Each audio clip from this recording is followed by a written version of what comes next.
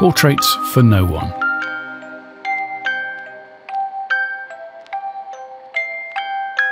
The Hourglass.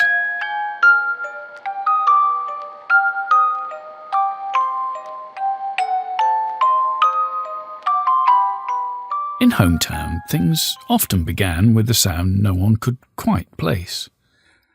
That February morning, it was a sharp, crystalline crack, like glass breaking somewhere behind the sky. I had just left my breakfast at Maribel's and was walking back toward the studio when I heard it. For a moment, I stopped, half expecting to find a windowpane glittering with fresh cracks, or a jug shattered by a careless hand. But the street lay empty except for two cats stretched lazily in the sun, and nothing seemed broken. I told myself I must have misheard. A carriage wheel over loose cobblestones, perhaps, or a bottle rolling in the dust. And, distracted by my own thoughts, I let it go. Yet later, I would remember that instant and wonder if it had not been the true beginning, the moment the stone took flight, the moment the hourglass in Don Nicanor Aguado's workshop gave way.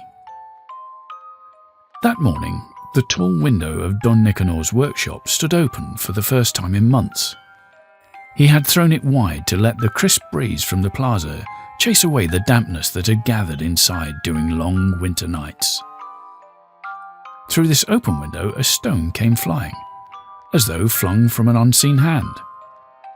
It landed not with a thud, but with a brittle, crystalline note, striking an antique hourglass that had stood for years on the shelf beneath the sill. The glass split cleanly in two, and the sand, once captive in its narrow waist, spilled across the workbench, sifting into the delicate gears and cogs awaiting repair. From that moment, Don Nicanor noticed, everything began to fall apart. Time no longer flowed in the orderly measure of his clocks, but broke into fragments, folding over itself like the pages of a book, caught in a sudden gust. Different years overlapped in his gaze. A morning spent repairing the church clock now stood beside the memory of his mother calling him from the riverbank, and beside a day he could not yet place, when he found himself beneath an unfamiliar sky. The world, as Nicanor saw it, had become a collage of torn scraps of paper, mismatched in colour, size and age, yet pressed together into a single, trembling surface. It was said the stone's arrival had been no accident. Rumour whispered of a woman from his past, a flamboyant girl, vivid and untamed, like an exotic bird that would never perch in a cage. Years ago, she had been the one great disruption in the life of a man devoted to the quiet, precise workings of delicate mechanisms. Their romance had been fierce but impossible, a fire contained in too small a hearth. Some claimed she had left because Nicanor never dared to live beyond the regular ticking of his clocks. And some swore it was she who returned one morning, years later, to throw the stone, furious not for what had happened, but for what had never been. That moment, they said, brought back all the memories he had so carefully wound away. He ran into the street to pursue her, but the town seemed suddenly foreign. The plaza stretched into both the past and the future, her figure vanishing between them, until she was lost among the pieces of time scattered at his feet. Many in hometown longed to know what had truly happened in his youth, what the love of his life had looked like, but Nicanor could not answer, not even to himself. In his mind, her face was like a portrait, patched together from scraps of paper, from memories, dreams and half-dreams, from things that had happened and things he had never dared to imagine. It was always incomplete, sometimes missing eyes, sometimes nothing but the eyes, sometimes showing only her lips, curved in a half-smile that undid him.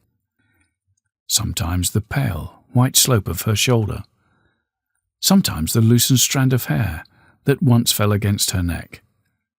The rest was a shifting absence. He lived in the past and present at once, and, if the more excitable townspeople were to be believed, in the future too. There were whispers that he could travel through time, but his memories were unreliable, and his prophecies, when they came, were as slippery as mercury. People came to him often, pretending to seek a watch repair or an adjustment of a pendulum, but really hoping for a word to carry them out of despair. They rarely heard what they wanted. Nicanor spoke more often of their past than their future, as if the latter could not be reached without first passing through the labyrinth of the former. One woman, hoping for a promise of marriage, left instead with a precise account of the day she had first learned to ride a bicycle. A man desperate for news of his missing son was told about the afternoon he had once spent carving his initials into the plane tree. The shattered hourglass remained where it had fallen, its halves never repaired, the sand swept into a porcelain bowl in the corner of the workbench. Over time, people began to say the grains were no longer ordinary sand, but moments, seconds, hours, days, spilled from his life and never returned to their place. Some visitors swore the bowl was fuller on cloudy days than on clear ones. Others claimed to have seen the sand turn black for the space of a breath, or glint like crushed diamonds just before the bells struck midnight. There were even those who believed that, if you leaned close enough, you could hear it hissing faintly. Not like sand falling, but like the sound of time itself, trying to make its way back. And from then on, Hometown came to think of Nicanor's workshop not as a place to measure hours, but as a room where time itself lay in pieces, waiting to be reassembled by hands that no longer believed in straight lines.